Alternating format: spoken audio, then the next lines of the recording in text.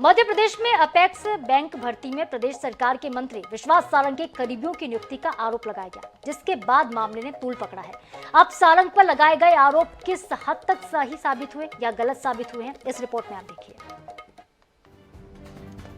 सहकारी क्षेत्र के शीर्ष बैंक यानी अपेक्स बैंक में हाल ही में भर्ती परीक्षा आयोजित की गई थी, जिसके बाद एडिशनल सीईओ, मैनेजर समेत 118 पदों पर भर्ती की प्रक्रिया पर सवाल खड़े किए गए थे, जिसमें आरोप लगाया गया था कि लिखित परीक्षा का पूरा रिजल्ट जारी किए बिना ही इंटरव्यू की मेरिट लिस्ट बनाई गई।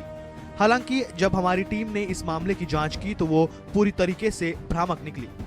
अब आपको बताते हैं कि मामले ने तूल क्यों पकड़ा।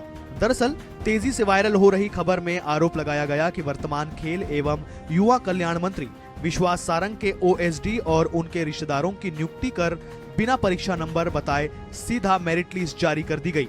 लेकिन हालांकि मंत्री सारंग ने भी इस खबर का खंडन करते हुए कहा कि परीक्षा में सभी नियमों का पालन किया गया है और ये खबर पूरी तरह से भ्रामक है।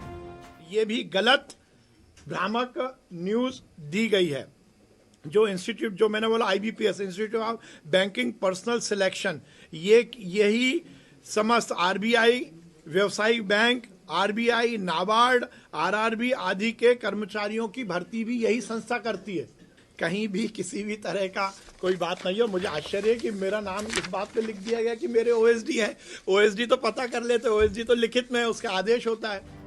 इस मामले की जब आईएनएस 24/7 ने जांच की तो ये तथ्य गलत साबित हुए। इतना ही नहीं, इस मामले की सरकार ने गंभीरता से जांच की तो ये सारे ही फैक्ट्स गलत साबित हुए।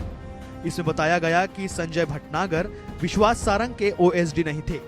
प्रथम गुप्ता एमडी मनोज कुमार गुप्ता के भतीजे नहीं हैं, न ही उनके किसी रिश्तेदार ने परीक्षा में भाग लिया है।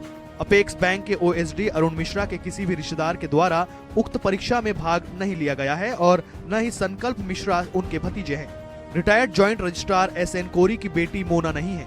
उनकी एकमात्र पुत्री का नाम सुनीता कोरी है, जो 42 वर्ष की होकर विधवा है, जो परीक्षा में भाग ही नहीं ले सकती हैं। गौरतलब है कि इस प्रकार की खबरों से परीक्षा की तैयारियां कर रहे अभ्यर्थियों का मनोबल तो टूटता ही है, परीक्षा प्रक्रिया पर भी सवाल खड़े होते हैं। आईएनएच के लिए भोपाल से अंजलि सिंह की रिपोर्ट।